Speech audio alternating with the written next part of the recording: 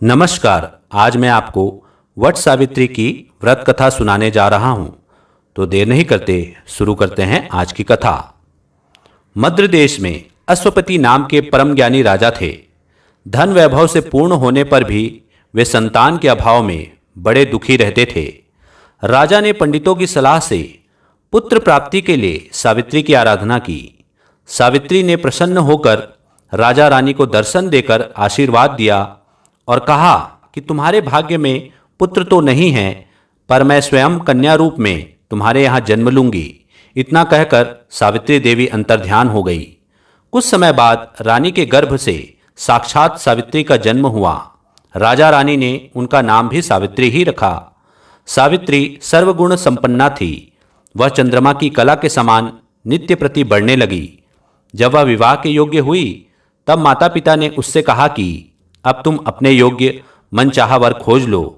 राजा ने उसे एक बूढ़े मंत्री के साथ वर खोजने के लिए भेज दिया। सावित्री यात्रा पर रवाना हो गई। इधर एक दिन अचानक नारद जी मद्रराज अश्वपति से भेंट करने के लिए आए। तभी सावित्री भी अपने लिए वर पसंद करके लौट आई। उसने आदरपूर्वक नारद जी को प्रणाम किया। नारद जी ने उसे विवाह योग्य देखकर राजा अश्वपति से पूछा कि आपने इसके लिए योग्य वर खोजा है या नहीं। राजा ने बताया कि मैंने सावित्री को वर खोजने के लिए भेजा था। वह अभी लौट कर आई है और अब वही बताएगी कि उसने अपने पति रूप में किसे पसंद किया है। राजा की बात सुनकर नारद जी ने सावित्री से पूछा कि तुमने किस वर के साथ विवाह करने का निश्चय किया है। सावित्री ने परम विनम्र हो हाथ जोड़कर निवेदन किया कि महाराज, राजा द्युमत्सेन का राज्य रुक्मी ने छीन लिया है और वे अंधे होकर रानी के साथ वन में रहते हैं। उनके एकमात्र पुत्र सत्यवान को ही मैंने अपना पति बनाने का निश्चय किया है। सावित्री के ऐसा कहने पर नारद जी ने राजा अश्वपति से कहा कि आपकी कन्या ने वर खोजने में निसंदेह भारी परिश्रम किया है। सत्यवान गुणवान और धर्मात्मा है। वह रूपवान और समस्त शास्त्रों का ज्ञाता है। वह अपने माता पिता के समान सदा सत्य बोलने वाला है। इसी कारण उसका नाम सत्यवान हुआ। जिस प्रकार समुद्र रत्नों की राशि है, उसी भांति सत्यवान सभी सद्गुणों का भंडार है। वह सब प्रकार से सावित्री के योग्य है। वह सब बातों में सावित्री के साथ क्षमता रखता है। इतना कुछ होते हुए भी उसमें एक भारी दोष है, जिसके सामने ये सभी गुण फीके से पड़ जाते हैं। वह अल्पायु है और 1 वर्ष की समाप्ति पर उसकी मृत्यु हो जाएगी। नारद जी के मुख से यह वचन सुनकर राजा अश्वपति का चेहरा उदास हो गया और उसके मधुर स्वप्न नष्ट हो गए। नारद के वचन कभी मिथ्या नहीं हो सकते।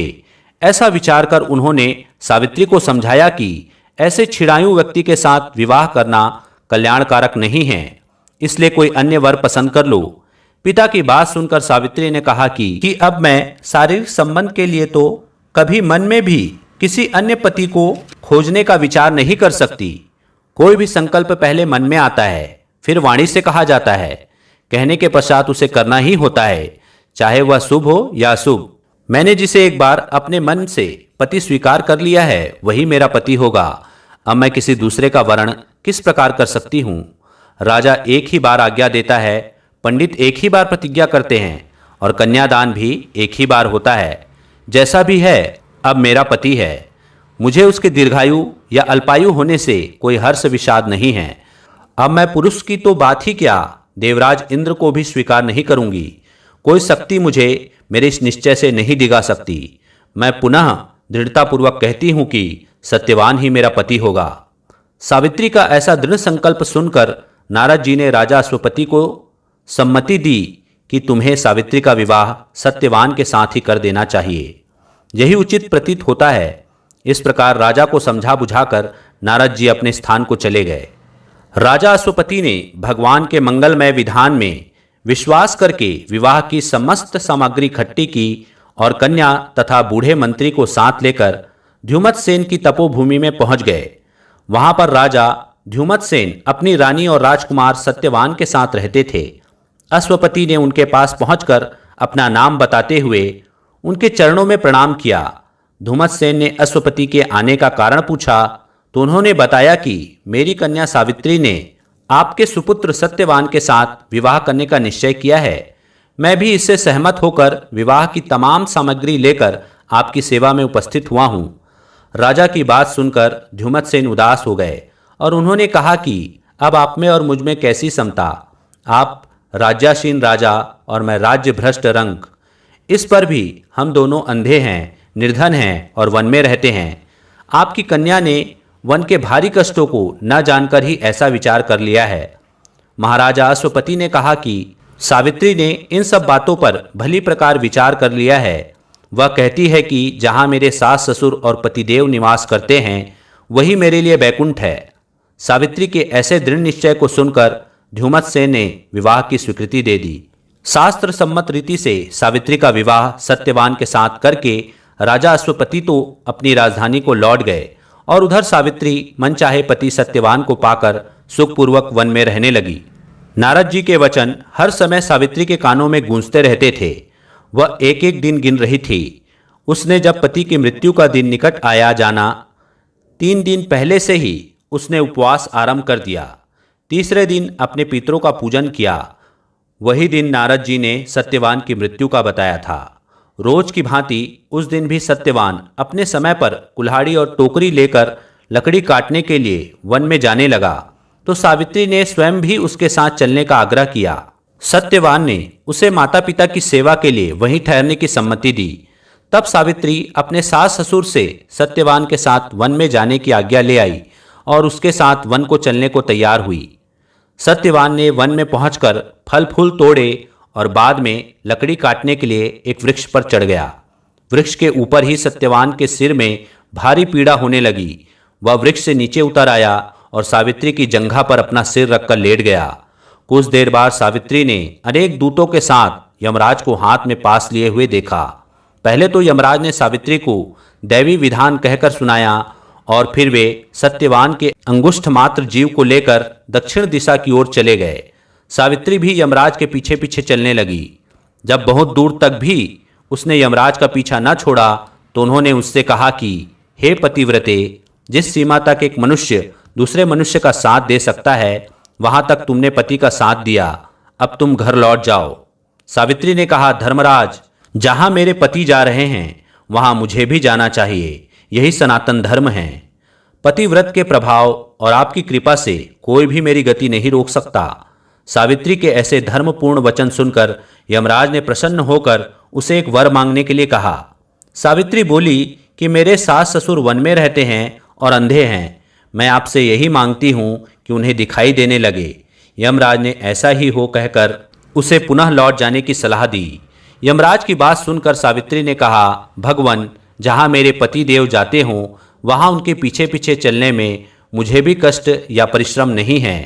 पति परायण होना मेरा कर्तव्य है। आप धर्मराज हैं, परम सज्जन हैं। सत्पुरुषों का समागम भी तो कुछ कम पुण्यों का फल नहीं है।